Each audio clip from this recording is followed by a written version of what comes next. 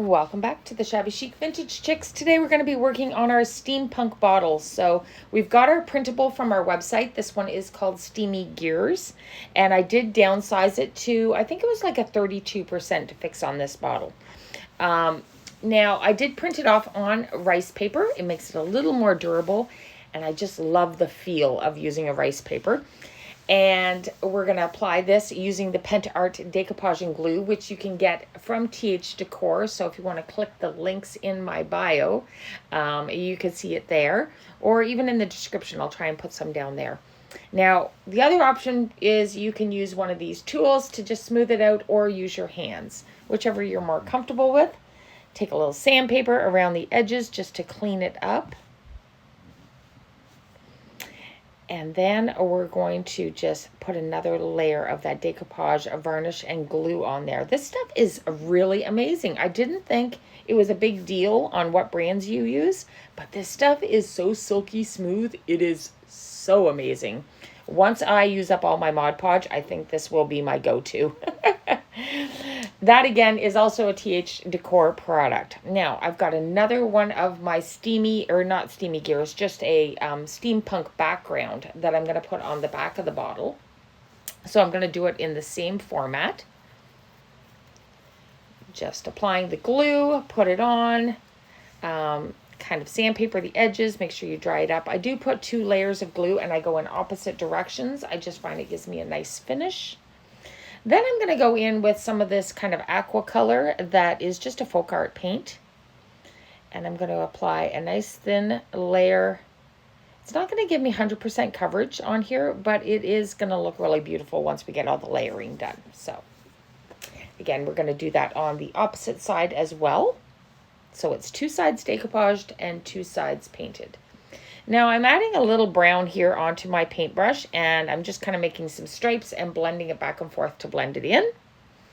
This is one way you can do the blending technique. I'm going to dry that up. The other way is to do half your brush in brown, half your brush in the blue. Kind of blend it out on your surface first, like on a table or, wax paper, anything like that, before applying it down and then do the blending. Now I'm just going in with that brown just as my base coat. It's a little light than I'd like it to be, but for a base coat it's going to work out just fine. So I'm going around and I'm doing all the top of the bottle.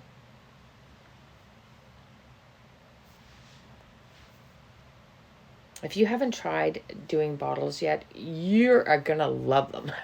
I just got to say, they are so much fun.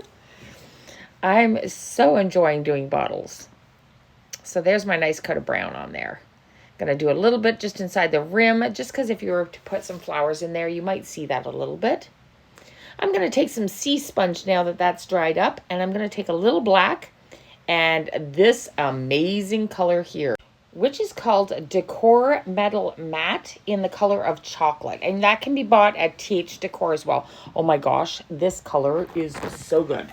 So taking the sea sponge and that mixture of black and chocolate, I'm going to apply a little texture here. And then squeezing that sea sponge a little tighter and finding a space that doesn't have as much holes in the sea sponge, I'm going to go around and do some edging here and kind of deepen up those edges. Now, the amazing thing about this mixture of color is when you're putting it on, it's really, really dark. And you don't really see the metallic from that chocolate until you take that brush and you lightly run it over. And it's like a little bit of buffing there. And that metallic just pops. Oh my gosh. It is so yummy. There's no other way to describe it. So I'm going to go ahead and I'm going to do the same thing on the other side. Can you see that metallic shine? Oh my gosh, it's so gorgeous. Now I've got a little boo-boo over there because I set it down and it was still damp. So we're going to go back and touch up our edges just a little bit.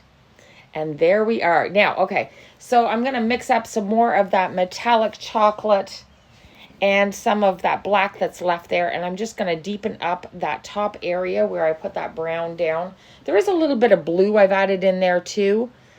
And once you buff this all together, you're going to have little hints of color kind of showing through. It's absolutely gorgeous. This piece is stunning, if I say so myself. And I don't like complimenting my own work, but oh my gosh, this piece turned out so gorgeous. So a little bit around the rim here, and you can see me again buffing that out with the dry brush. Make sure to get under that rim.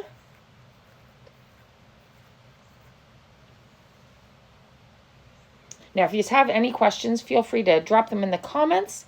And you can always find more of my fun videos. And a great way to ask questions is to join us over on Facebook. And when I do my lives, it's a great time to answer any questions that you might have. I hope you really enjoy this. And don't forget to subscribe to see more of our fun videos. Thanks for watching.